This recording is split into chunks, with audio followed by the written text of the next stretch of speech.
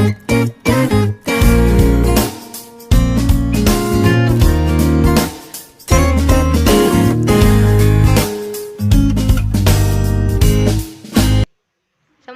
warahmatullahi wabarakatuh. Hari ini kita akan belajar mengenai pengaruh perkembangan iptek terhadap perubahan ruang. Kalian perhatikan videonya karena tugasnya yaitu merangkum materi yang ada dalam video ini. Kita mulai dari perkembangan transportasi. Di sini transportasi untuk memudahkan aktivitas manusia memindahkan barang atau manusia dari satu tempat ke tempat yang lainnya. Bisa dilihat contohnya mulai dari yang modern sampai yang tradisional.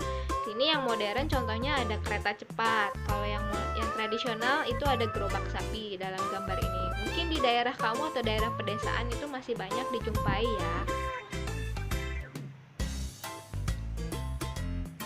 Nah, teknologi ini bisa dijumpai baik ada di darat, laut, dan udara.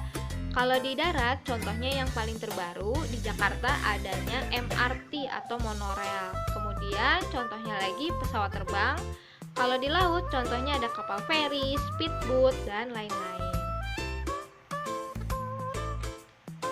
Dengan adanya perkembangan teknologi yang canggih, bukanlah barang mahal lagi seperti naik pesawat atau naik MRT atau naik alternatif lainnya yang di darat untuk memudahkan manusia beraktivitas dari satu tempat ke tempat yang lainnya. Nah, ini contohnya ada pesawat. Nah, kalau yang ada di atas ini namanya MRT. Ada juga KRL. Nah, di sebelahnya MRT atau KRL ini adalah kapal feri. Untuk mengembangkan teknologi transportasi yang semakin modern pasti dibutuhkan sarana. Nah, contohnya kalau misalnya pesawat dibutuhkan bandara. Oleh karena itu lahan-lahan produktif seperti hutan, sawah banyak dirubah untuk membangun jaringan jalan, bandara. Nah, ini contohnya nih, ada pembangunan bandara Suwarnabhumi di Thailand, atau yang paling terbaru itu pembangunan bandara modern yang ada di Yogyakarta.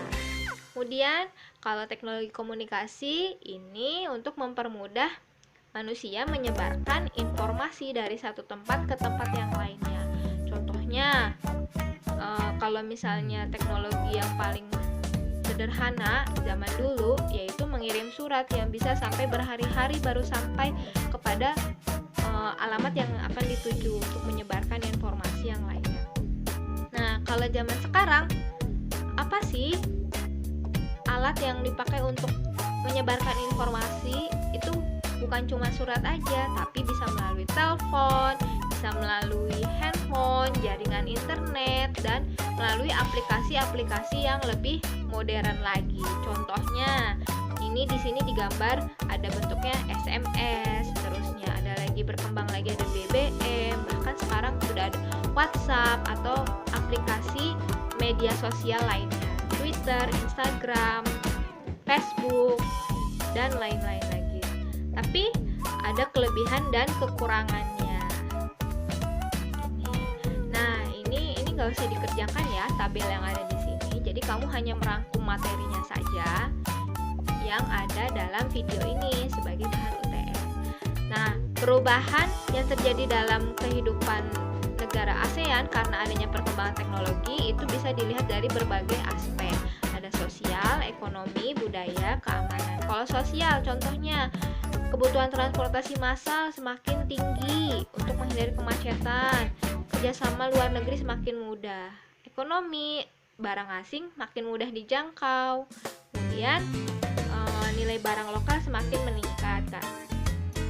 Nah, kalau budaya, terjadi akulturasi budaya. Kamu bisa mengakses internet dari berbagai informasi yang ada di internet dari berbagai negara. Kalau terjadinya kecenderungan gaya hidup hedonis, berarti berlebihan. Oke, cukup sekian materi hari ini. Wassalamualaikum warahmatullahi wabarakatuh.